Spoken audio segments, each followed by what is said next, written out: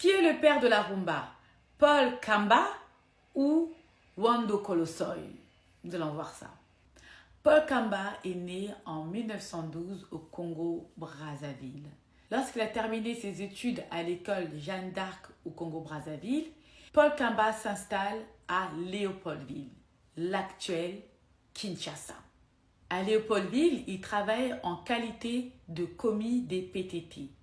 Et en même temps, il trouve le moyen de perfectionner son jeu de guitare dont il a appris les bases au Congo-Brazzaville. À Léopoldville, il apprend une autre manière de jouer la guitare. En effet, il apprend à jouer de la guitare selon les rythmes de la rumba congolaise, inspirés des rythmes de la rumba cubaine. En 1935, Paul Kamba rentre au Congo-Brazzaville et intègre l'orchestre de Bonne Espérance de son ami Albert Loboko, qui est lui-même un joueur de guitare, de piano et de banjo. L'orchestre Bonne Espérance est avant tout un orchestre de type catholique, où ils se produisent le plus souvent dans des lieux de culte, en jouant tout simplement des instruments de musique. Lorsque Paul Kamba intègre l'orchestre Bonne Espérance, il apporte alors son savoir-faire appris à Léopoldville, c'est-à-dire un jeu de guitare selon les rythmes de la rumba congolaise, de la rumba moderne. Et à peu près au même moment, en 1936, Wendo Kolosoy, un jeune orphelin de père et de mère, commence sa carrière musicale. Il a à peine 11 ans. Wendo Kolosoy est avant tout un crooner, donc un chanteur, un mélomane, mais aussi un auteur, compositeur et guitariste.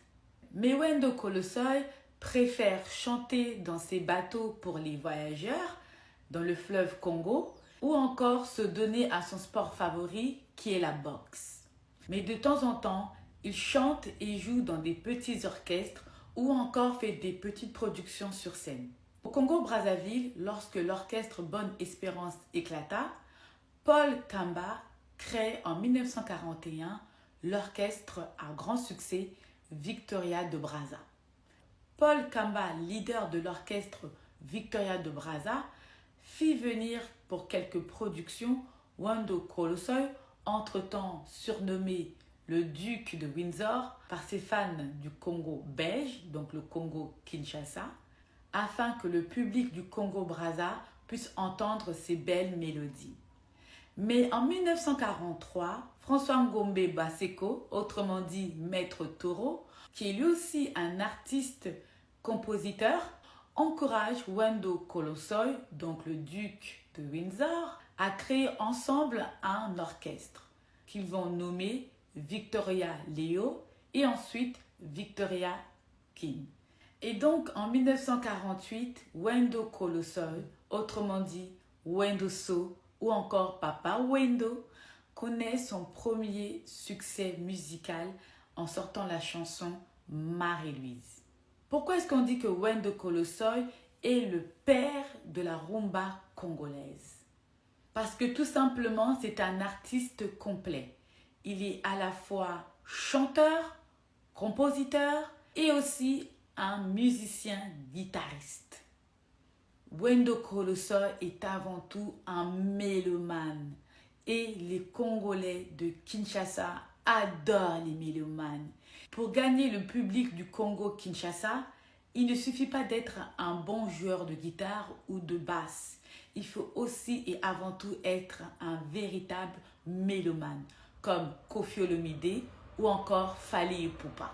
Et donc très vite, Wendo Kolosoy a connu un fort succès et l'UNESCO reconnaît même que c'est lui à avoir créé la première chanson rumba moderne congolaise.